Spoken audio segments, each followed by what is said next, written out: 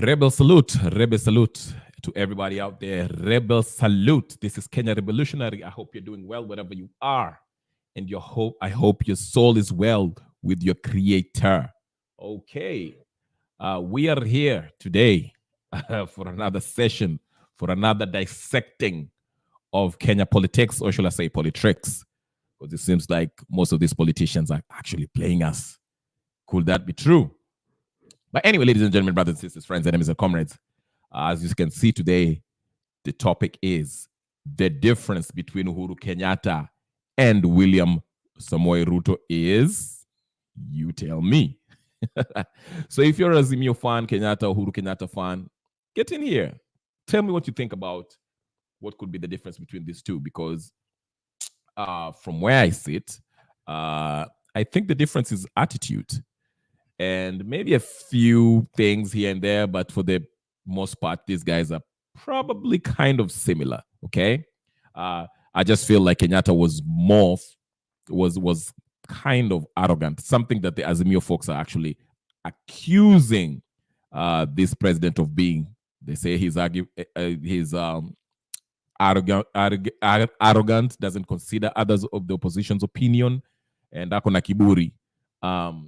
And when I look at Uhuru Kenyatta's presidency, 10 years tenure, it was filled with that, especially the last 5 years. And the very people who are actually criticizing Ruto for having this kiburi, they seem to have gone quiet. So I don't know. I don't know what's the difference there. I don't know. I'm confused. So somebody come help me. Somebody help me. Somebody help me. Ingia utueleze kwamba hii mnasema tisijui nini. Is it really true? Not out the difference that you've seen, because I'm not the only one who saw this. Perspective is, we can have different perspective. Maybe I saw something that, you didn't see, or you saw something that I didn't see. But anyway, I want to start by actually pointing out how these two gentlemen, the former president Uhuru Kenyatta and the current president, dealt with the judiciary, because that seems to be the topic this week. Since Ruto announced that he was willing to meet Chief Justice Koome, and actually met the Chief Justice yesterday at the State House, the topic seems to be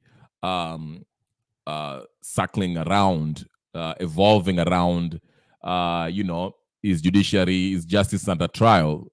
Is the judiciary arm of government under trial? Is CJ and the judiciary, have they been compromised? Have they been co-opted to be kind of subjugated by the executive branch? That is the questions that most Kenyans are asking. To be fair, we can't really say that the judiciary has been co-opted. Okay, we can agree that there is some level of corruption within the judicial arm of government. Okay, there's some corrupt judges who, wanafanya ile kitu, we've had numerous cases of judges getting paid and to adjudicate on a matter in the favor of a certain party, and so forth. We've had that with Mike Sonko exposing, I don't know what the name of that judge is, and he had to be, taken out of the bench. So we know that the judicial arm of government is also riddled with corruption. And so does the executive branch and the legislative branch, okay? And also these governors and all that. You saw, what's the name? What's the face? Anne Waiguru, of all people, was also in the meeting yesterday. A lady who's being accused of being corrupt now is going to sit where he's going to be the one, writing reports about corruption among governors. I mean, anyway, I won't get into that. My main aim today is to examine the difference between Uhuru Kenyatta and William Ruto, the presidency. To be fair, Uhuru Kenyatta was there for 10 years, okay? 10 good years. What's his name? Uhuru Kenyatta was there for 10 years, while Ruto has only been there barely 1 year, and 1 year and some change, almost 2 years now. Okay, I think by August it's going to be 2 years. But let me play some clips so we can see, because the number one complaint that I was hearing from people who are criticizing this government for meeting the CJ, or the CJ agreeing to meet with the president, was this does not look good. This is a sign that Martha Koome is actually bowing down to Ruto. Actually, I saw a headline there when they made that said Koome went to the state house with a begging bowl or something, begging for money. And indeed, after that, actually, the president, from what I read, the president promised to, I don't know, appoint more judges, give me more money and vehicles. I thought maybe the treasury, this is how we get it wrong, maybe, and I'll have to look for this. I don't know if it's Article 7 or 12 or whatever the case is.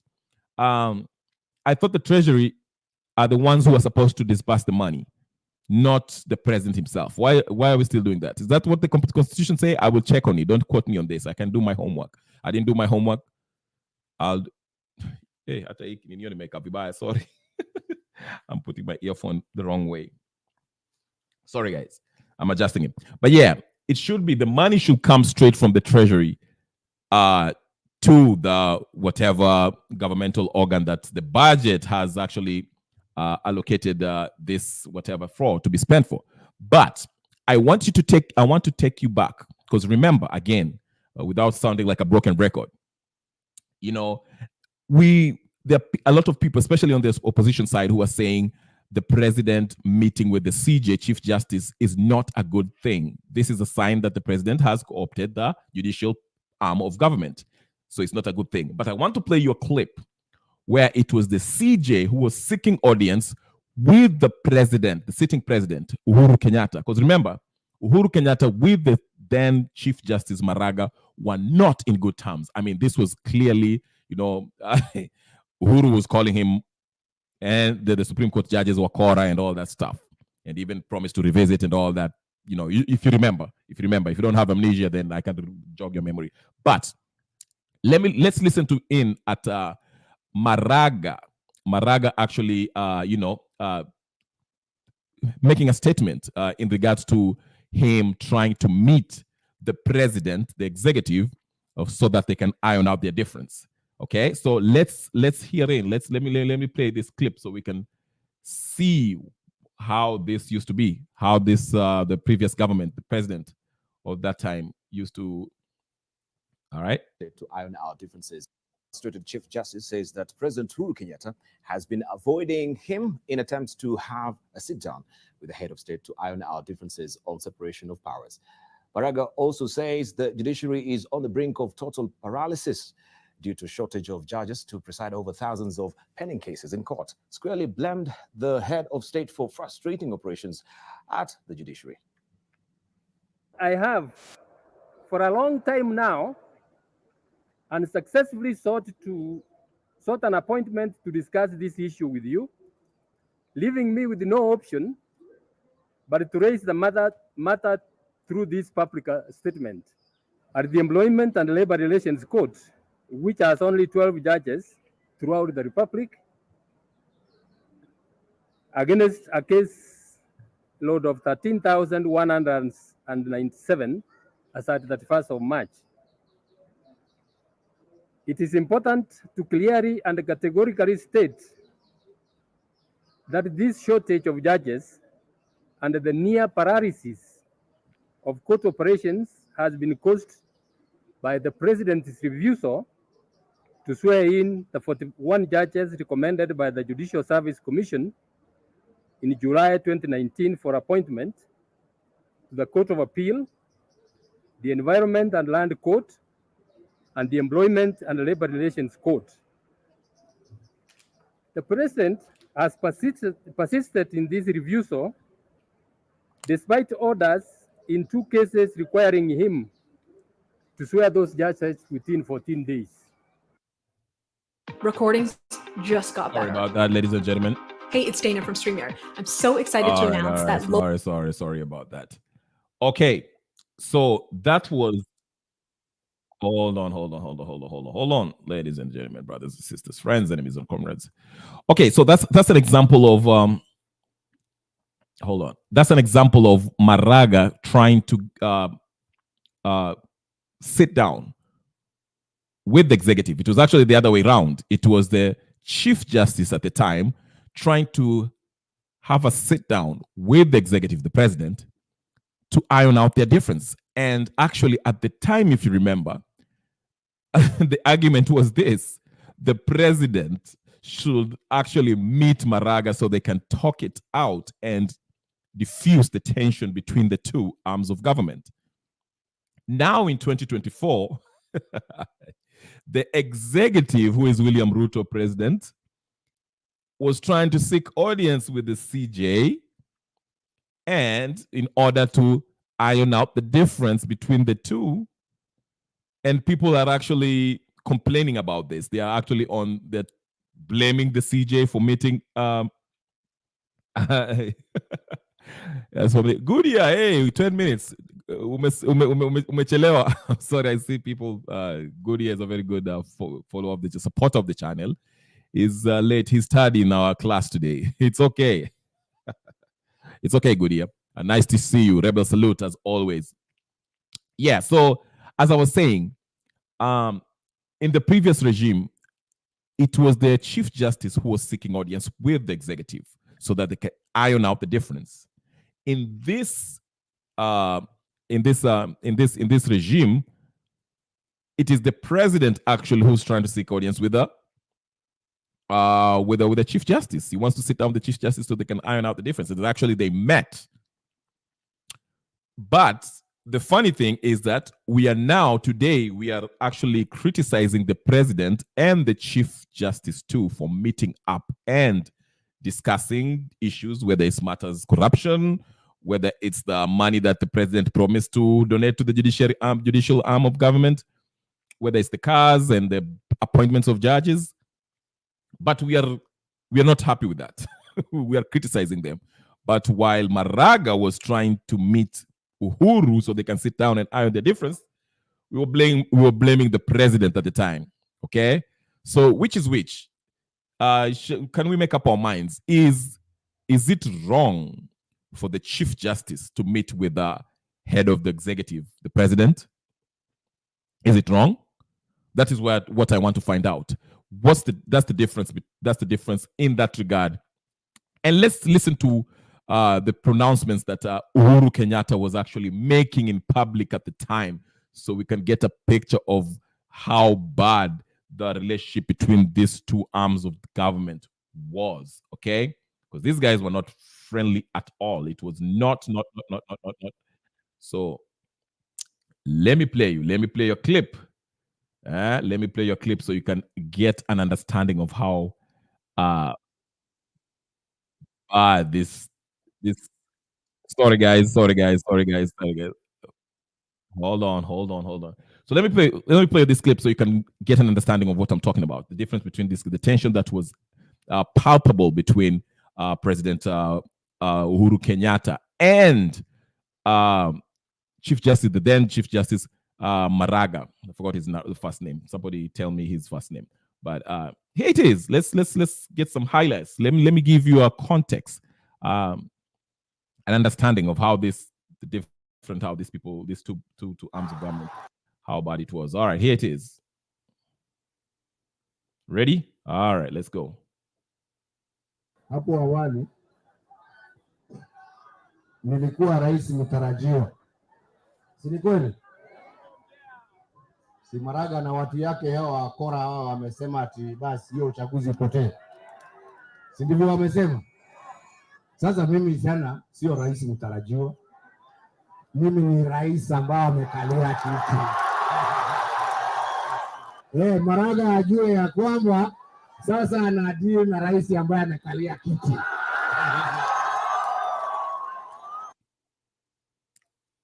Okay. You had Uhuru Kenyatta. Uhuru Kenyatta was like,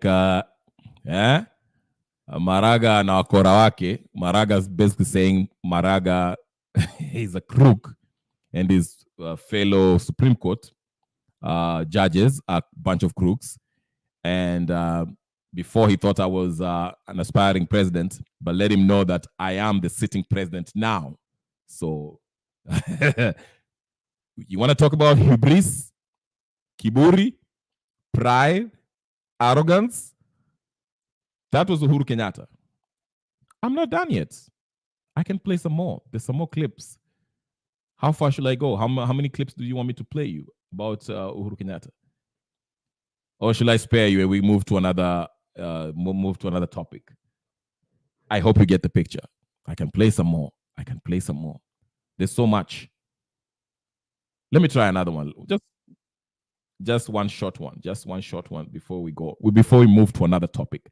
I want to play you another one. Just a brief one. Just a brief one. Ladies and gentlemen, brothers and sisters, friends, enemies and comrades, in case you're joining this and you want to join and let your opinion known, open your camera. There's a link up there in the chat.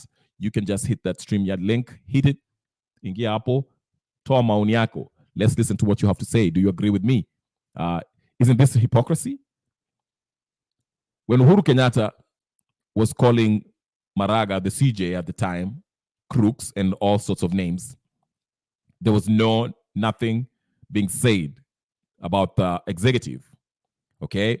No one was talking about the executive actually intimidating the judges, intimidating the judiciary, or for that matter, verbally abusing the judicial arm of government.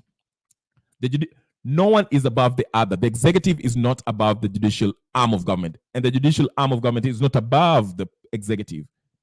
And the same thing goes with the legislator, okay? No one is above it. These are core arms of the states, okay? They're equal, but they have different responsibilities. They are interdependent, but equal in measure. Different in functions, but interdependent. The Holy Grail is the Constitution. That's what we should follow. So if there's any dispute, what do we look at? We look at what the Constitution says in order to actually take care of the problem. Okay? But again, that's what I want to bring focus on. What was so different then and what's so different now? As I've mentioned, at the time, the executive seemed to be the aggressor. And it was the CJ, Chief Justice Maraga, who was trying to quell things up, iron things up, asking, can I meet the president so we can iron this out? Now, today we have a president who's accusing the judiciary of being corrupt or whatever the case is. And he's saying, actually, okay, he spoke what he spoke and we criticize him for saying what he said. And he decided he wants to sit down with the CJ. And actually they did, unlike the previous president. And when they did meet, now here we are talking about the justice system, the judicial arm of government has been co-opted. Is that fair? Am I the one who's missing something? Somebody tell me. Maybe I've lost my mind. I'd like somebody to actually rebuttal. The link is up there, StreamYard. I can highlight it. If you're on X watching this, by the way, you can hit the StreamYard. Link is right there on the chat. If you're on YouTube, you can see it. Hit the link, get in, challenge me on this. Tell me where I'm going wrong. I might be wrong. I don't know. I would like to be corrected. But like I said, there's the link. Anyone can get in and tell me where am I wrong. All right.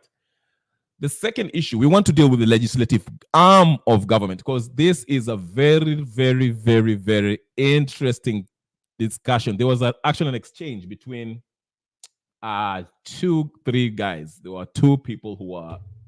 It was between what's his name, Otiende Amolo, and this guy. Forgot his name. Oh my goodness. Why am I forgetting? I'll play you the video so we can delve deep. We've dealt with the judiciary and the executive, the exchange between them. Now we want to actually check. Let's see how the legislative body works, because actually this debate gave us a glimpse of how things are debated in the parliament and the mischief that goes on there. So I will play you a debate that happened this morning in one of the news headlines or whatever. Not headlines, but organizations or whatever the case you want to call it. and I felt this was very, very interesting. Okay, just give me a second. Let me play this video. It's an exchange between, it's called, I think, Aiden and let me just Treasury.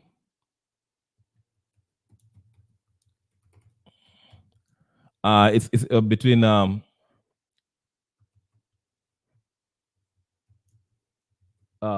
Otiendamolo and Aiden, somebody. I'm kind of all over. I should have prepared this before I even get to this point, because I think it was a really, really eye-opening debate. We shall listen to it. It's a kind of lengthy, but I want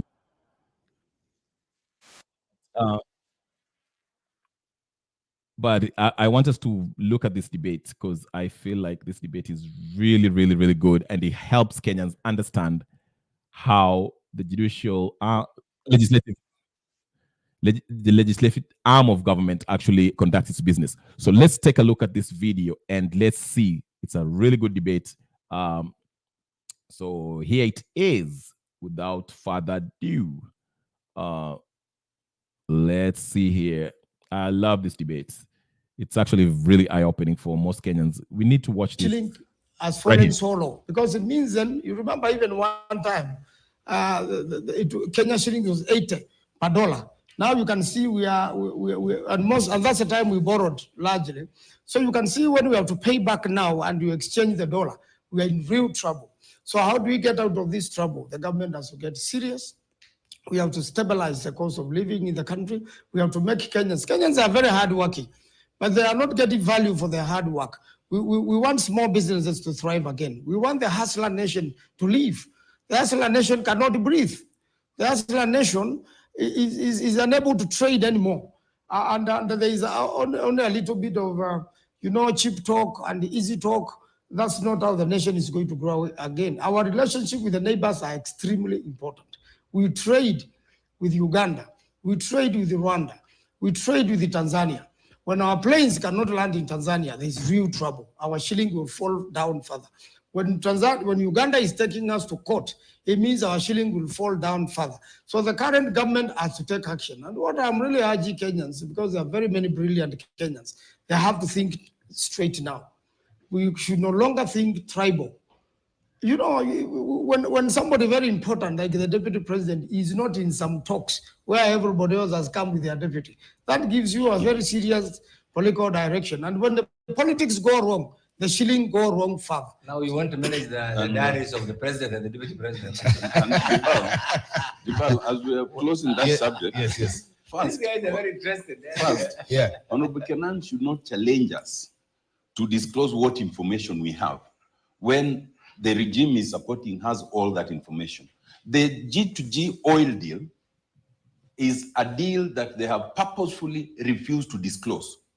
And all that you hear is that now they are going to terminate, and then you hear a statement from Treasury that even that termination was contemplated within the agreement. Let them disclose that agreement. It's not in Bunge, it's not in Parliament. Secondly, the role of Parliament in providing oversight right now is overrated because the executive has overrun Parliament. They have, they have poached even people like Honorable Kenan, who at all material times within the law are supposed to be in the opposition, in the minority. They have poached them to their side, and now they have some super majority, such that anything that comes to Parliament has become I am a member of an independent I can tell you for a fact that Parliament is a rubber stamp, and as I love this argument right here, because this is where it gets interesting. Otiende Amolo makes the point that this parliament is actually a rubber stamp parliament, okay? Anything that the executive wants, it goes through. And later on, a few minutes after Otiende Amolo finishes, you will see Kenan will make a really good point, which is something that I argued in another platform. He actually says this, okay? You guys are talking about, whether it's the housing levy or whatever bill it is. Okay, they're talking about the G2G deal right there in that segment right there. So Kenan will make this point, and I'm kind of preempting him. He make this point. Article 125 of the Constitution, actually, it can call on the actors of this government, because the Otiende Omolo is basically saying that we don't have the information, the details about the G2G deal with these oil farms, this Middle East of oil farms. So we don't know what happened, who gained from this. That's basically what he's saying. And so he's saying that we are being in the dark about the G2G deal with that oil farm. And Kenan will come in and say, he told Otiende Omolo, under Article 125, okay, the national government, okay, the parliament, whether it's the Senate or the Senate or the National Assembly, which is the parliament, the members of parliament, okay, they can actually summon a person, anyone, to appear in the National Assembly and explain and produce the contract of this G2G deal. So why are you blaming the executive for hiding this information? And I made this argument before in another platform. Everyone was talking about the Kimorer and whatever deal that happened in the previous regime, where Morkimen and some other people, what's this guy named that just left, Uambaya Kushikwa, where his case was dropped, okay? And I asked these questions to the panelists. I asked them, okay, if the person that was being accused of spending this money was let go, the magistrate in that case alone made it very clear that it's either the prosecutor intentionally brought a weak case against him because it's ridiculous. There's not enough evidence to actually convict the person who was accused. It's ridiculous. That's what the magistrate said in his ruling. And I was saying, okay, the DCI, the prosecutor, whatever, the prosecutor, whatever, DP, whatever the case is, have failed. But the point is, there was money left the treasury and went to this Kimorer, whatever, dumps project in Wasingishu, somewhere in Wasingishu. Now, can't we find out where this money went? Because it seems like the investigation was done, the evidence was collected, and the person was taken to court. Okay, we failed to convict that person, but we can still summon these people through our National Assembly or the Senate to bring them to court, before court, and ask them what happened. Can you show up this contract between the parties involved in this Kimorer dam saga? Okay, can you show us what happened? Where was the deal? The money that was spent, that was wired to these people who were supposed to build this Kimorer, how much was it? Okay, because right now we are on the dark. We're just speculating that it was 65 million, Mara, it was 2 million, Mara. It doesn't matter. We, the people of Kenya, can we not ask these questions? Okay, so the same thing with Otiende Omolo here, who wants to say that, and you'll hear him speak. I'll let you play it. It's kind of a lengthy clip. That is a very interesting clip. I wish Kenyans will watch such exchanges in programs like this, because it's an eye opener.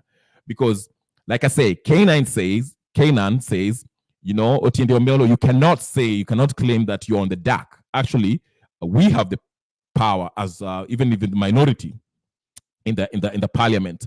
You can actually use Article 125 and get these peoples involved, force the government executive to actually show us the contract between the companies that were supposed to be involved in this G2G deal, so we can get the information and see where, if there's any mischief or criminal conduct or malfeasance in this whole deal, and we can know what's going on. But then you'll hear Otiende Omolo says, you don't even have to go to Article 125. You can go to Article 35, which actually gives you the power as an individual to request information from any governmental body, which is correct. But at the same time, me as an individual, let's take an example of Jimmy Wanjigi. Jimmy Wanjigi did his audit as a solo individual. Okay, he used his accounts and his resources and did an audit on our debt, and he came to a conclusion. He told us what he found out. But when Jimmy Wanjigi is trying to seek audience with the members of parliament and the Senate they're looking at him like he's crazy. This guy is talking nonsense. Like I was in another panel discussion, and I was being asked, why are you quoting Jimmy Wanjigi? Okay, what makes you think Jimmy Wanjigi is correct? So the point is, it is better, it will be better, it carries more weight if the Parliament or the Senate actually request this information from the executive. It carries more weight if they do that rather than me as an individual, which constitutionally I can do it as an individual. I can ask the government of Kenya as a citizen to find out what the real deal is the documentations, the contracts of this G2G deal. I can ask the government to do that and give me. But if I do receive these things, nikikuja hapa and tell you, hey, this is the actual contract of the G2G deal, most of you in the comment section or most of you watching, you'll be like, what are you talking about? Where did you get this information? I don't believe you. You're just anti-government. You're just talking nonsense. So that's why I'm saying I agree with Kanan in this, and I'll let this clip play to scare that the Parliament, the legislative arm of government, the members of Parliament, could have evoked Article 125 and actually forced the executive to produce the contracts in this G2G deal and tell the Kenyan people that, hey, this is what happened. This is what the government is doing. Tuangalie pesa iliporwa hapa, or whatever the case is, so we can have what? Transparency. Okay. Goodyear is up on the comment telling me what? What is Goodyear saying? Let's tell. Kenya rebel. Kenya is a mess. They need to rewind everything from when Uhuru left. I agree. We should even go further. Not even Uhuru. We should start it from Kenyatta 1. That's how bad it is. This mess is deeper than even Uhuru. This mess started with Kenyatta 1. Okay, but let's listen to let's listen into Otiende Amolo, because I think the exchange between Otiende Amolo and Kanan is a very interesting one. I didn't even know Kanan was actually independent, but they're accusing him of being poached by the government side. But let's listen in. Independence, Kanan says he has never uttered any single word against any proposal by this regime that has come to Parliament since we came back. That is the definition of a rubber stamp. Lastly, we need to really rethink, because there are certain policies that we are adopting, like Senator Manzo was talking about the Finance Act, which was the finance bill. A lot of the harmful proposals in that bill were actually not even originated by this regime, but it was imposed on them. It was put as a condition to continue getting all sorts of support from the Bretton Woods institution and some of our other foreign, governments. But they are harmful to the ordinary Mwananchi. It is time we stopped adopting things that are harmful to our citizens merely because they've been proposed. Some years back, there was the structural adjustment programs that were really imposed, on many countries, including ours, by the Bretton Woods institution, and everyone kept saying how those things were good until we had to reject them because they were extremely harmful. And such policies are actually quite evident in the current Finance Act and in the current actions by this regime. That is part of the problem that we have. Honorable Kenan, That's a good point by Otiende Amolo. I've been actually making groveling statements here, begging and screaming from the rooftops from time immemorial since I started this YouTube channel. I've been saying from the past, when I started when Nani came into power. Not Uhuru, but Ruto. But I've been screaming and say a lot of the actions that we see, whether it's the finance bill, the high taxation that we have, these are due to IMF. These are IMF policies, okay? And I'm glad Otiende Amolo, that's why, there's some people, I like some politicians. There are some politicians, they're actually really smart, but they don't use their brain. Let me not say they don't use their brain. Sorry, let me take that back. I say they don't use their skills and their expertise to actually help the country. I've been yelling this from my videos. You can go back to my old videos. I've been saying this president is being influenced by the IMF.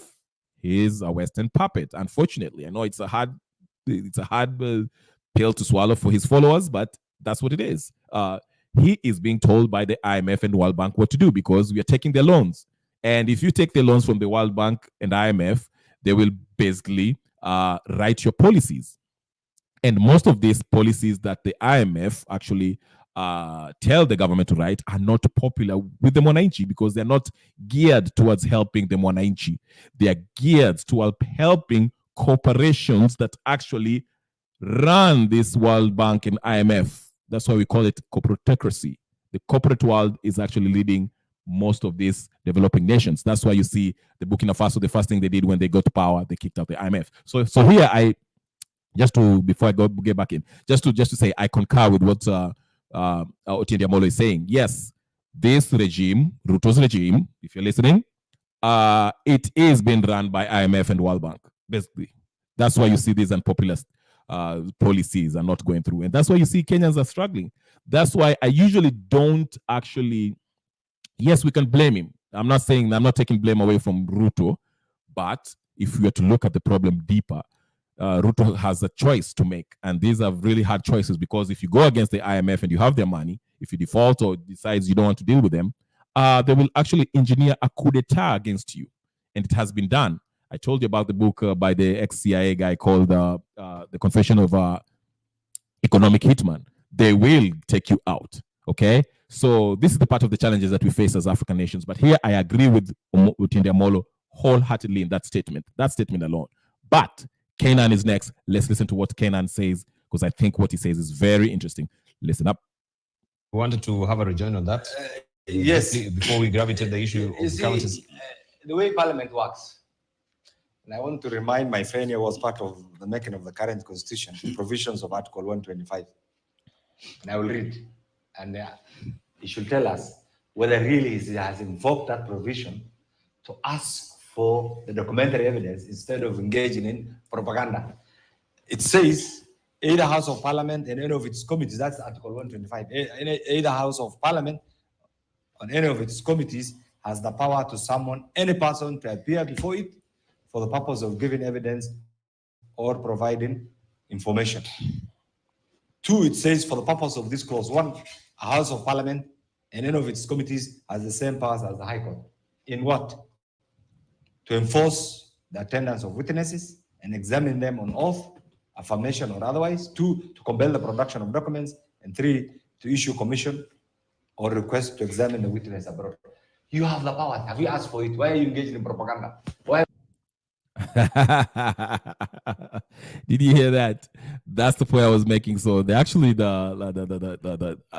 Article 125, the members of parliament actually they have the power the same as the High Court. You can actually summon these suspects, bring them to freaking parliament, ask them, hey, hii kesi iliendaje? This 65 million Kimwarera and whatever, ilienda wapi? Where's this money? Where did it go? That will be acting in the public's interest. That is what we brought you there to do. Represent us, our interest. Otiende Amolo hapo, umechapwa 2-0. Let's continue. It's not about Otiende Amolo versus Kenan. It's about what they say. He makes a good point. Parliament is not working. Parliament has been co-opted. Okay? You, as the member of opposition, there's something you can do about it. You can bring these suspects. You say that. It gives you the power as the High Court. Actually, I will try to find that actual law so I can reread it for the benefit of our users. But let's listen it, because I think this is interesting. Why don't you use the parliamentary facilities to interrogate the government instead of just coming every day in propaganda? Where are the alternative reports? There's only one member that I would really commend from the opposition. And first of all, that is the Honorable Kaluma. Recently, during the debate on Haiti, solely, he wrote and tabled his dissenting report. Where these are, and that's a great parliamentarian. So I think let's apply our mandates effectively, properly, instead of engaging, even in committees where you are the minority. I'll say this as a parliamentary practitioner.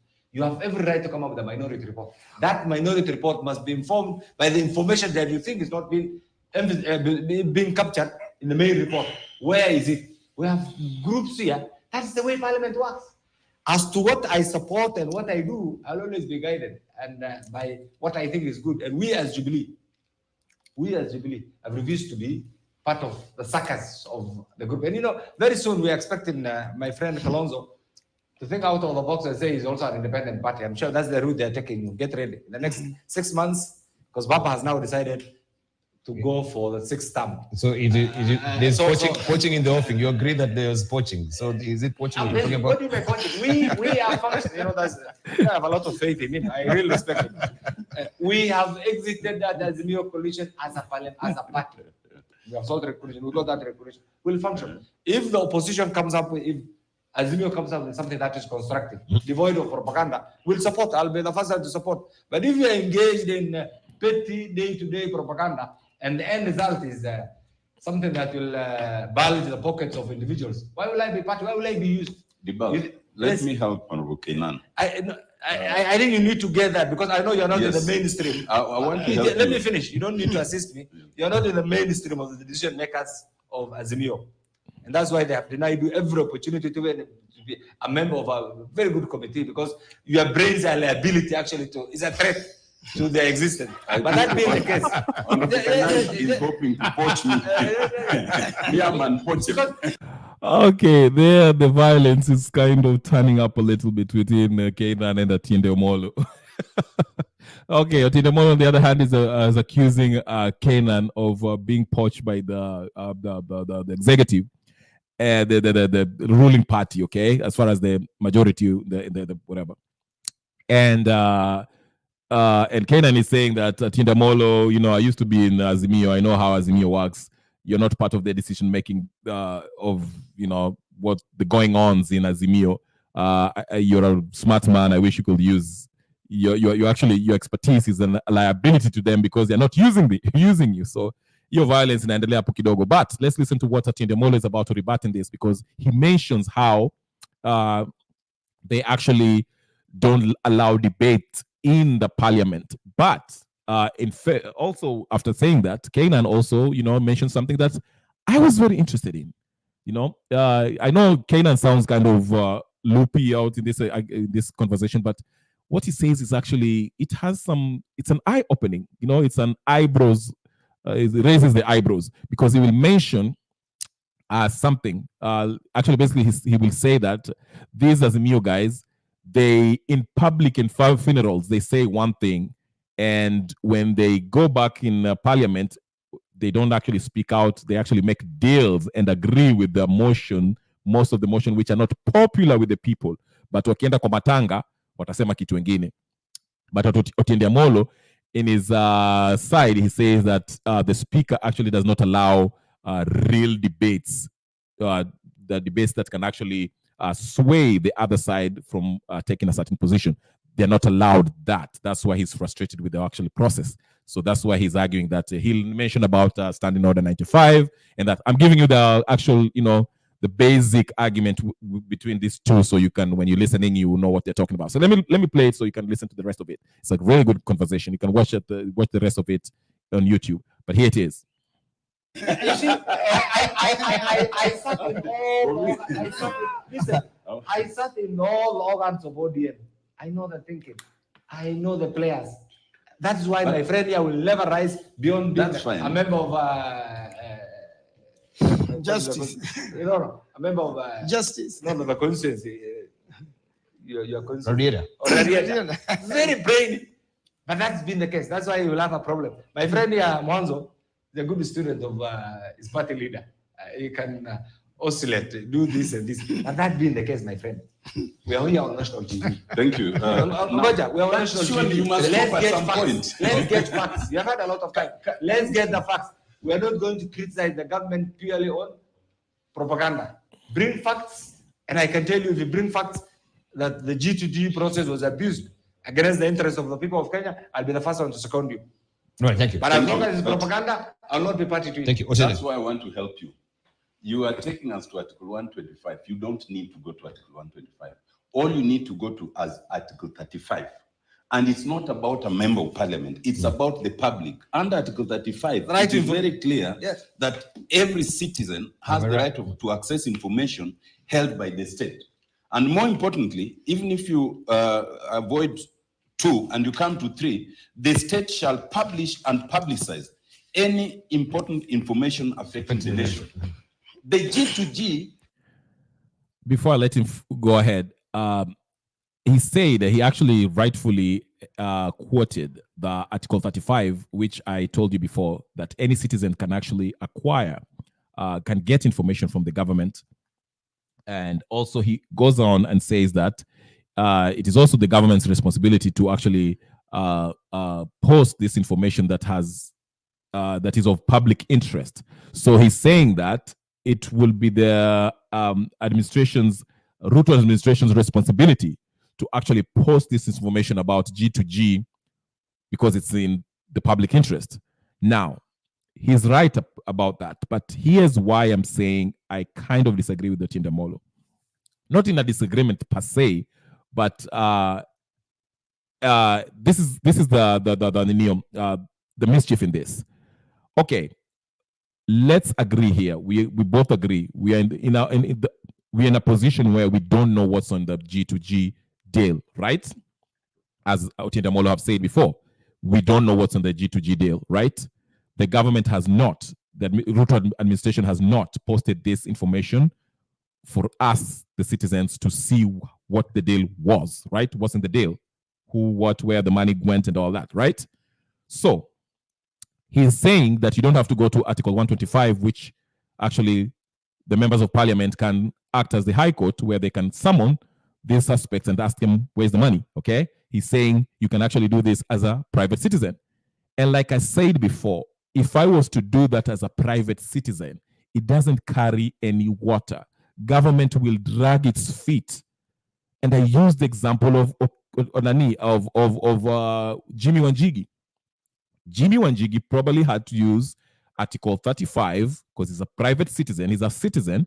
To get information about the debts from the Treasury and the CBK and all the other places to audit, in order for him to audit the actual debt that we have, okay? Because this information, some of this information, the government doesn't give out voluntarily, as the article says, okay? So if I was to do it as an individual, okay, yes, I'm a citizen, because the article says any citizen can find this information from the government, can actually request this information from the government. If I do so as an individual and find that that contract of G2G and came here and told my audience, hey, this is the contract, does that even carry any weight? Because you look at me like, did you really get that from the government? Who are you? We ni nani umetoa hiyo kitu, umetoa wapi hiyo information? Wacha kutuenjoy hapa na stories za jaba. That's the reaction people will have. That's why I used Jimmy Wanjigi. Jimmy Wanjigi got his information from CBK, the Treasury, and all that stuff, the Auditor General, using his resources and his accountants and lawyers, and audited all that information. But there are some people in some quarters are still questioning his findings. They're saying, ini propaganda. Ooh, Jimmy Wanjigi ni cheesy. He just wants attention. You see that? So compare that with if the parliament, members of parliament, senators, actually evoked Article 125 and brought in these suspects. That is the difference. I cannot bring in these suspects and ask them questions. Kina Murkomen, kama Murkomen nasema ati walikula pesa ya Kimwarer, I cannot summon Murkomen and ask him questions and ask him, grill him on what happened, pesa ya Kimwarer imeenda wapi. I can't do that as an individual. But if you evoke Article 125, where the parliament, the members of parliament and the Senate can actually bring these suspects, act as a high court, they have the same power as a high court, bring these people and grill them on where this money went. It carries more weight. That's where I disagree with Otiende Amollo, okay? He's saying you can evoke 35 as an individual, as a citizen, you can evoke that article, but Article 125 actually gives the legislative body more power. Legislative body has more responsibility, power to do this. It can actually bring the suspects, okay, and question them. That's the difference with Otiende Amollo. So that's why I say Otiende Amollo, he's a good lawyer, but he's a very, very cheeky man. Very, very. I would like to debate him. Let's not take this away from him. He's a very brilliant lawyer. Actually, he's one of my favorite politicians, but we always find ourselves in different positions. But that's Otiende Amollo. Let's listen in to him. Is the important information affecting the nation that everyone has been demanding to see. You don't need to go to parliament, I don't know, someone, you just need to invoke Article 35, which is very clear. What is difficult about publicizing that G2G deal so that we avoid the speculation? That's all you need to do. Secondly, when you talk of the debate on Haiti, it's a perfect example of why parliament does not work. We have sent policemen to Haiti. That motion came to parliament. The speaker, the deputy speaker who was sitting, made sure there was no debate. Only 6 people contributed, including the chair of the committee. Of those 6, 4 of them were already in the committee. They had appended their signatures in support. And so 2 of them came from the other side where the majority sits. They sat with us on the minority, and they were given the opportunity to speak. Some of us who came there very early and prepared to speak did not even get a chance. After only 6 people spoke, all of them in favor. There's only one person who was allowed to speak, Opio and I, only. And then they say, put the question. We have become so robotic that we cannot even debate. You cannot allow, and if you watch that debate, you will see that I was so annoyed. I had already prepared to speak. I even put a point of order, suggesting that on important debates like that, you cannot invoke Standing Order 95 to say that put the question. You must allow Kenyans to understand the pros and cons of sending our policemen to Haiti. That did not happen. And that's how this parliament works now. Anything that the executive wants, they will be called to a parliamentary group meeting. They will be told, you pass this finance bill, you pass this motion. When they come to parliament, they don't come to debate. They come to put the question. That's not how parliament is supposed to work. And lastly, I understand Honorable Kenan, because having been poached, I think he's hoping that he can also poach others. But let me just tell him that some of us are unpoachable. Violence. I have no problem with the committees I serve. I have no problem with my party. And so do not purport to speak for me. If I had any problem, I would speak for myself. But I think there's something that he said. I want to remind him. You see, I will not use the word that is naive, but maybe he's innocent about the parliamentary politics. You see, ODM and cohorts, as the Azimio group, as they call themselves, have the numbers to force a division. What happened on that particular day? Their leader, as per the standing orders, made his contributions and walked out. Where are the usual currencies of that Azimio, if truly they were opposed? But what was it? What was it? No, Denied a chance if they wanted to make a contribution. Let me say, he's speaking as a member. But if the leadership of Azimio wanted to oppose and even force a division to demonstrate the number of members who are opposed to that particular report, they will have had it. Their leader, let me say this. Could he be walking out in protest because the leader was an accomplice? He was supporting the report, but he also played to the public gallery. Let's be honest. What I will refuse, and I urge my good friends here to refuse to be used in the broad daylight. The leadership was supporting the report, but they never wanted to come out in the open. But Honorable Kenan, this is not the first time that we're hearing from some of the legislators of the frustrations they've been having with the floor of the House, especially when it comes to debate and putting the question. You can involve. Many of the legislators here have alluded to that fact, that the quality of debate and the freedom even just to debate on the floor of the House that's not the subject is totally denied to the opposition. What is the subject of discussion? The party can even designate a member to speak on a particular issue and pass that to the speaker and say, look, on this topical issue, we anoint or we delegate Honorable Otieno Amolo to speak on this. That does not work. The leader of minority can do the same. The leader because we have a very accommodative, very generous standing orders that takes into account that if really a particular party, and you only need the numbers, does not subscribe to a particular issue, and you realize the person who's on the chair, it can be the speaker, the deputy speaker, or the speaker's panel, is of different view, you can also force a division by just raising that. There's something called Standing Order 95. Mm-hmm. Under that standing order, any member can stand on a point of order and say, by reading the mood of the House, you should put the question. And usually what happens, and another member can oppose. Hold on. The speakers are usually part of the game. So they allow that member to say, put the question. Then you say, if that's the mood of the House, then you put the question, and that's how it passes. Ideally, even the idea of giving a list of members, in fact, if you want the speaker not to give you an opportunity give the indication in advance that you want to speak on something, especially that you are going to oppose. But Now you will not get that but opportunity. And unfortunately, Debal- our style is such that the only person who knows you want to talk is you and the speaker. Because it's only the speaker who can see you requested. Everyone else would not know, and you will not get. I am telling you, Debal, it is so unfortunate. And if Kainan was being honest, he would at least admit this, that the way we have come to run parliament is no longer a house of debate or reason. It is a house which is used as a vehicle to pass anything that the executive wants, period. You will not get any meaningful debates if you go to the Hansard because the debates are being killed. You are in danger of saying something that might put some of them to change their mind. So you just don't get the opportunity on those very issues. How come it is dramatically different in the Senate when it comes to this debate? Are you experiencing the same challenges as well? The same challenge. Parliament is supposed to be independent and supposed to. Okay, before I let the last bit of it, it's a really good, informative conversation. My take from it is, okay, there might be challenges. I'm not in the parliament, so I don't know what goes on in there.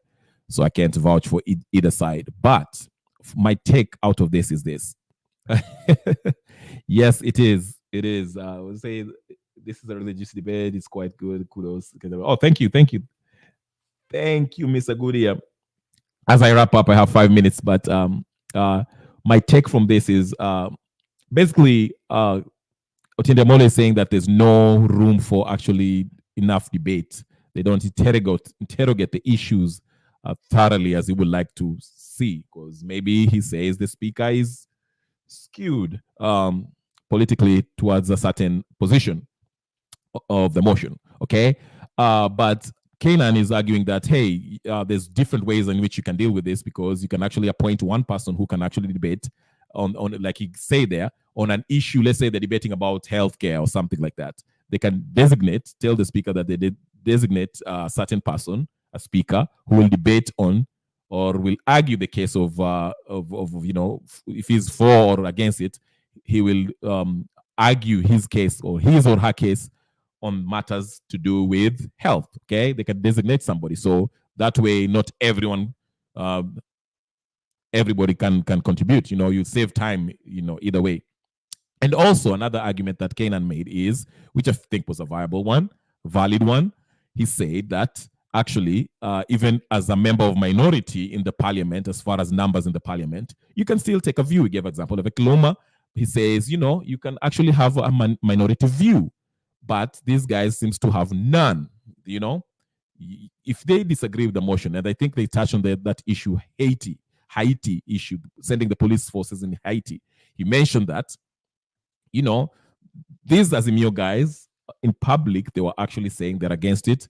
But if you look at the parliament, none of them came up with a minority view, because of course, if you argue a case on these commissions or whatever the case is, they usually have the view that actually maybe was taken by the majority people, and there should be actually people who can make an argument against it. They can have write a report which is arguing against, whether it's a minority view or not, but it should be there so people can see historically that Senator so and so or member of parliament so and so argued against sending the police in Haiti. So that's what Kainan is saying. And I made this argument again. That's why I'm so excited about debate, and I will finish because it has 2 minutes, and actually I have to go watch another game. But, ladies and gentlemen, what I'm trying to say is this. When the finance bill was being passed, and I'll finish with this. When the finance bill was being passed, I argued that it was so nonsensical for for Azimio to go back to their constituency and say that watu wamenunuliwa, okay, ati Ruto amenunua the whole parliament, while 89 of the members of parliament failed to show up for the vote. Okay, that's why I was saying it does not matter, even if Azimio is the majority on the floor or minority. We want to see your name there, that you voted this way on this certain issue. Failing to show up is just as egregious as abdicating your duty as a member of parliament. It's an outrageous action not showing up in a pivotal debate moment, something as huge as finance bill. You fail to show up, you don't vote, then you go back and argue, oh, you know what? The parliament, most of the parliamentarians are bought already by the executive. So there was no need of going there. We already know it was going to be passed. Well, you didn't even show up. Show up. That's the least you can do as a member of parliament. You are representing us. We voted for you to go represent our interest at that body. So whether your position, which you consulted us, whether your position is in the minority in the legislative body or it's the majority, show up. We want to see your name there that you voted this way on this bill. So when that bill fails, we can always hold somebody accountable. Okay, that's all I'm saying. Anyway, it's been an hour. I didn't want to go more than an hour, but I will stop it here. Ladies and gentlemen, brothers and sisters, friends, enemies and comrades. If you want to watch the whole debate, you can go watch it on, is it KTN? I think it's on KTN or something. If you watch it, you can see what I'm talking about. Dibal was the host and he was hosting those gentlemen. It was an interesting debate between Otiende Amolo and Canaan. And you can see it and make up your mind. Listen to what they say. Anyway, it's been an hour. Ladies and gentlemen, brothers and sisters, friends, enemies and comrades, I want to give a special thank you to Goodyear, ardent, valiant, loyal follower, supporter of this channel, Kenya Revolutionary Channel. And for you guys who are watching there, I see you. And all of you guys who watch the repeats on X, I want to thank you sincerely for your time. It's been an hour. And again, don't forget, go ahead and subscribe. If you haven't subscribed, go to YouTube. My name is Kenya Revolutionary. Go ahead and subscribe, share, like, comment, say something, and next time I come in, get in. We can debate on camera. You can have your say, I have my say, and let the people see where the chips fall, okay? Anyway, thank you guys. I will leave you with that. Peace and blessings, and I'll see you tomorrow. Same time, same place. Peace and blessings.